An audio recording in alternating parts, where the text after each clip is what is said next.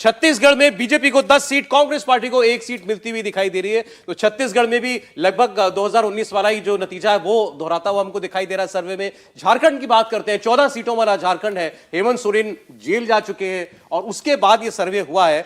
BJP 12, JMM 1, BJP बड़ा score करती हुई दिखाई दे रही है झारखंड के अंदर। यही स्थिति थी। बिल्कुल ओडिशा की 21 सीटें, यहां 8 सीटें थी भारतीय जनता पार्टी की, 21 में से देखिए ग्राफ बीजेपी का यहां भी बढ़ता हुआ दिखाई दे रहा है।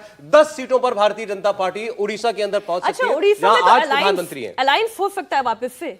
अघोषित अलायंस बीजेपी और बीजेपी एक दूसरे से लड़ते हैं। अघोषित, ठीक। देखिए मैं आपको बताता हूँ वहां पे उड़ीसा में क्या है कि जो वेस्टर्न पार्ट आप देखते हैं उड़ीसा का, वहां पे बीजेपी स्ट्रांग है और जो ईस्टर्न पार्ट है वहां पे जो है बीजेडी का गढ़ है वो पूरा। अब थोड़ा सा हिस्सा अगर आप बात करें तो उत्तर पूर्व का हिस्सा, वहां पे बीजेपी कुछ सीटें जीतती है, वरना आपको ये मानना चाहिए कि अगर बिग ब्रदर वहां पे कोई है तो वो बीजेडी है। अच्छा, आपने कहा कि अलायंस होगा कि नहीं होगा, वो अघोषित अलायंस जैसा ही है, वही मैं कह रही हूं। हाँ, हालांकि बीजेपी वहां चैलेंजर है, अब प्रमुख विपक्ष भारतीय जनता पार्टी वहां बन चुकी है। हर राज्य की तरह वहां पर सत्ता में आना बीजेपी का एक लक्ष्य है भी, लेकिन पर्सनैलिटी ऐसी है नवीन पटनायक की कि उनमें आप कोई विरोधी, मुझे लगा एक भारत रत्न और बाकी था, इसलिए ये इशू लेकर आई, समर्थन दिया श्री वैष्णव को। और कई ऐसे मुद्दे होते हैं कंट्रोवर्शियल जिसमें नवीन पटनायक हर बार मदद करती है बीजेडी। जब भी कोई बिल लेकर आते हैं और उसमें भारतीय जनता पार्टी को वोट की जरूरत पड़ती है तो बीजेडी मैं आपको और बताता हूँ उड़ीसा के बारे में। जो इलाका उड़ीसा का अंडर डेवलप्ड है, मैं फिर बता रहा हूँ, अंडर डेवलप्ड इलाके में बीजेपी की लहर है। अच्छा, वहां पे बीजेपी बहुत स्ट्रांग रहे। अच्छा, एक ब्रेक राहुल जी हमको लेना है, लेकिन हर्षवर्धन जी की आज हमारे साथ पूरा सर्वे में नहीं रहेंगे।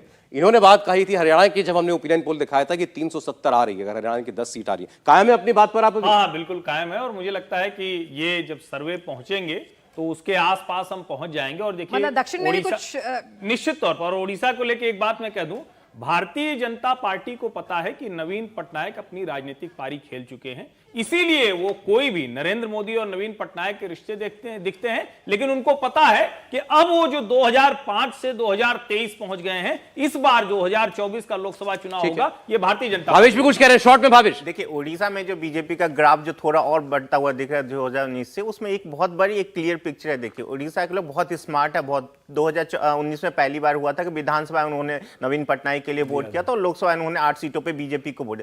बीजेपी के पास एक लिमिटेशन जरूर है, जैसे राहुल जी कह रहे थे, वो कुछ पॉकेट्स में नहीं के बराबर है, लेकिन बीजेपी अभी भी 10 सीट जो दिख रहा है वो बीजेपी के लगभग मैक्सिमम की सीट है और बीजेपी वहां पे बहुत अच्छा परफॉर्म कर रही है।